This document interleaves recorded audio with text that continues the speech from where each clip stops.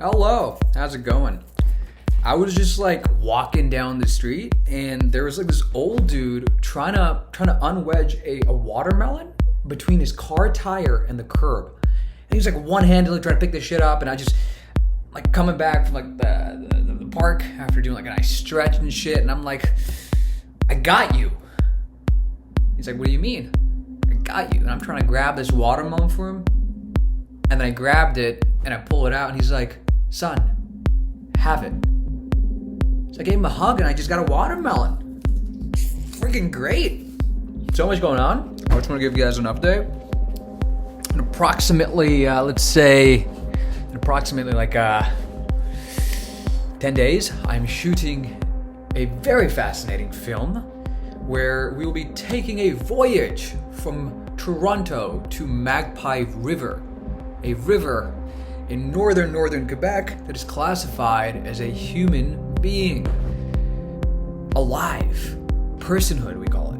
Which is fascinating, because there's only two in the world, and one's in New Zealand, and now one's in northern Quebec. So the idea behind this film largely came from not rivers, but relationships. Because when you study limnology, the study of streams, you find a lot of parallels between the terminology used to describe how rivers come together and how rivers form and how rivers go with relationships. What do you mean by that, Tad? What I mean by that is we have influences, we have confluences, we have the idea of subsumption, consumption, rivalry. These all come from rivers.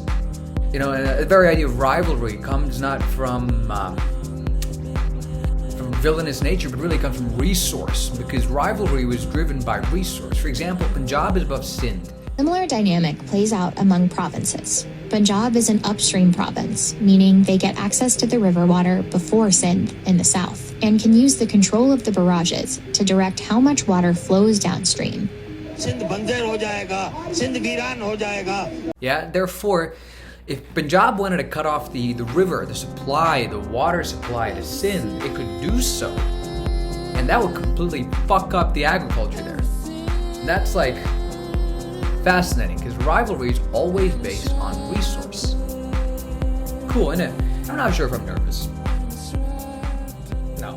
I've been putting out fires for it because I think that's what happens, That's what you notice. And like, no matter what you're doing, an obstacle will arise. And that's why I love the god Ganesh in Hinduism, because he represents that in the sense that he quite frankly represents the idea of destroying obstacles. This barrier of success. I love Ganesh as an idea, as a concept, but also just, you notice that in life, that there's constantly obstacles. Which is fun, because I think at this point in my life right now, after realizing that, I just started to tend towards the obstacle. I create my own, in the sense like, I'll fucking walk right into the pit now. Because it's just, like, what are you going to do then?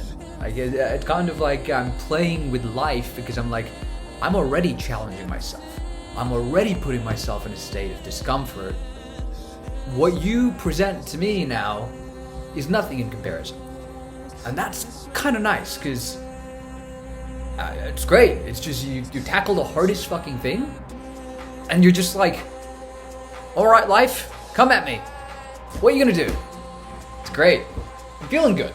I'm keeping a good mentality. I'm trying to keep a good mindset, because your mindset defines your existence. Your beliefs largely define what this world is. I think when we look at life, it's a video game, but your beliefs are the controller.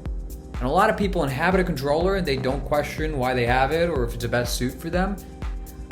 And I think it's that, honestly. You got to figure out your belief system. You have to tune it to yourself. You have to actually experiment with it to figure out how you want to navigate the game of life. Because your beliefs largely define your reality. And that's why religion, for the last 2,000 years, 4,000 years, it's been the most crazy thing that we try to keep. And it is war, because your beliefs are everything. I mean, I genuinely think if people understood that, then they would question a lot of the things they believe and genuinely go for the root of them and try figuring out, why do I believe this thing? Does it benefit me to believe this thing? Is there any actual greatness that comes from holding such a belief? Anyway, that's my update. Watermelon, rivers, rivalry, all of these thoughts, man. It's fun. It's fun, you know? I think a lot about this conversation I had with Michael, who runs the Flying Sage in Vancouver. This is Psychedelic Arts Collective, Psychedelic Collective, and he's a fascinating chap. And a line that I remember him saying that really hit home was a Terence McKenna line about nature-loving courage. And that's absolutely true. If you are not engaging with your world, nothing is happening. And I think that's something we have to remind ourselves of is, are you engaging with your world? Genuinely engaging with the world. Because it's there, it's present, but you gotta play with it to actually see something happen, you know? Anyway, guys, good day. Yeah. Because if we're just connected to the physical world, then our world can crumble easily. You know, because Plato said it. Plato said this is not the real world; it's the shadow of the real world. I don't want to keep you up too long, but I'm real.